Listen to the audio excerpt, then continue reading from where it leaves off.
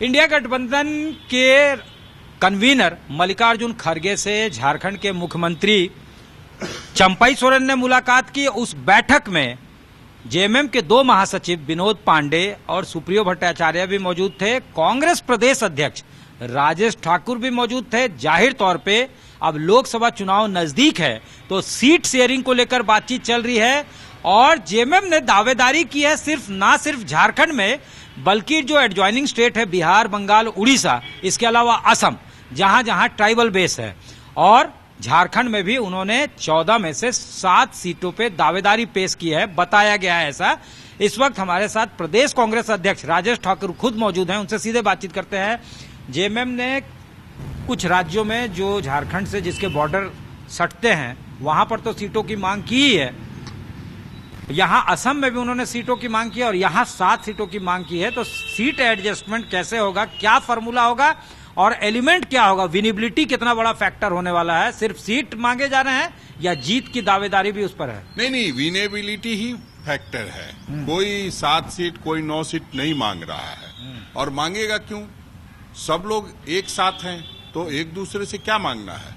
हम लोगों ने तय किया है कि जो जहां से जीत सकता है, बहुत ईमानदारी से इस पर सोचिए। ये नहीं कि कोई फार्मूला तय हुआ है कि आप 7 पे लड़ेंगे, हम 3 पे लड़ेंगे, हम 2 पे लड़ेंगे, ऐसा कुछ भी नहीं है। सीधी बात यह है कि अपनी विनेबिलिटी देखिए, आपके पास कौन से उम्मीदवार हैं वो देखिए और कैसे ढंग से चुनाव लड़ा जाए उस पर सोचिए। जहां तक आसाम, बंगाल, बिहार और उड़ीसा की बात है तो उस पर कहा गया है कि आप अपने स्टेट यूनिट्स को कहिए जो वहां गठबंधन हो रहे हैं, उस पर वो क्लेम करेंगे और जब वो क्लेम करेंगे तो स्वाभाविक रूप से दिल्ली तक जो इंडिया ब्लॉक की बैठक होगी उसमें सारी बातें आएंगी और उस पर तय होगा।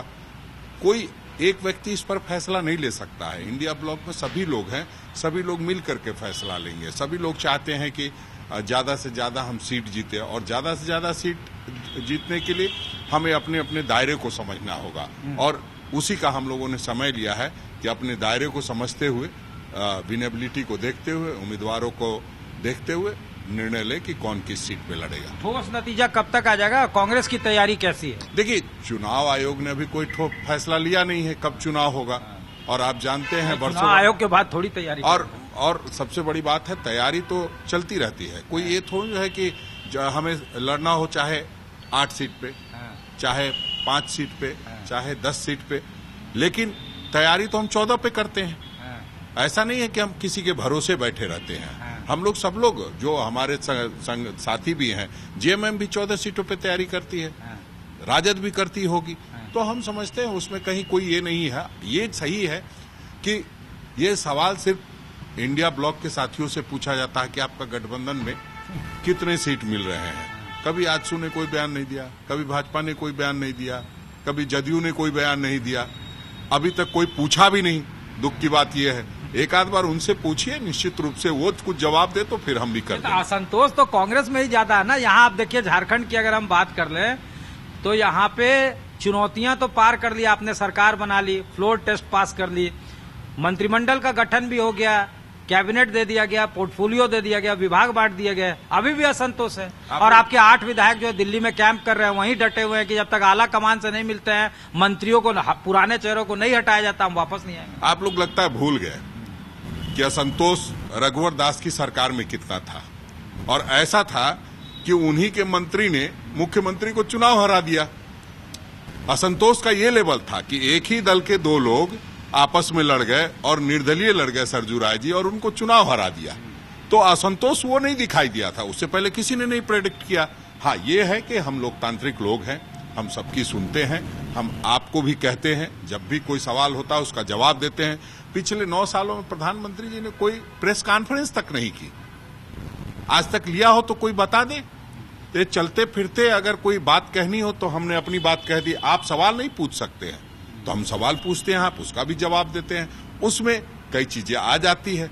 तो इसको आप लोकतंत्र की खूबसूरती मानिए कि जिसको चौथा स्तंभ कहा जाता है, उनको भी हम कई बार अटेंड करते हैं और सारी बात को उनसे खुल के करते हैं।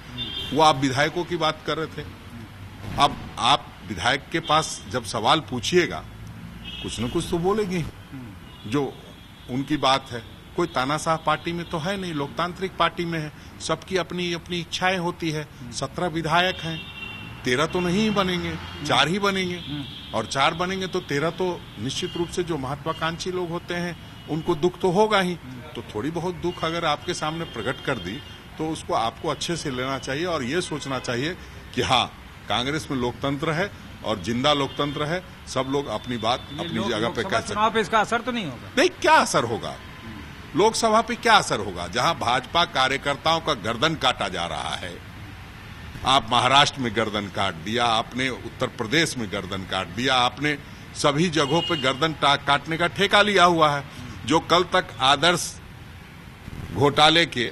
घोटालेबाज माने जाते थे, आज उनके साथ राज्यसभा में है। कल अमित शाह जी कह रहे थे कि वंशवाद, परिवारवाद, भ्रष्टाचार। अरे वंशवाद आपने अपने पास ले लिया, भ्रष्टाचार आप अपने पास ले लिया। अब तो लोग कुछ दिनों भ्रष्टाचार जनता पार्टी नाम देंगे, क्योंकि जिस तरह से भ्रष्टाचारियों का समावेश किया है उन लोगों ने। आप देखिए, अशोक चौहान के बारे में कहते थे साली को दे दिया, सास को दे दिया, अब क्या वो सब तुम्हारे हो गए?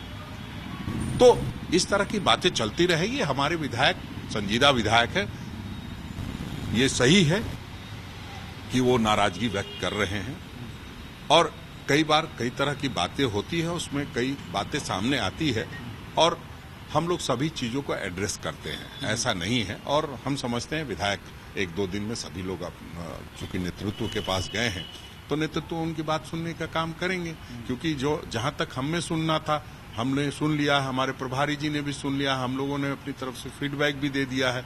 अब उनको अभी तो बजट सत्र में समय है, वो आएंगे, भाग लेंगे। ठीक है, थैंक यू।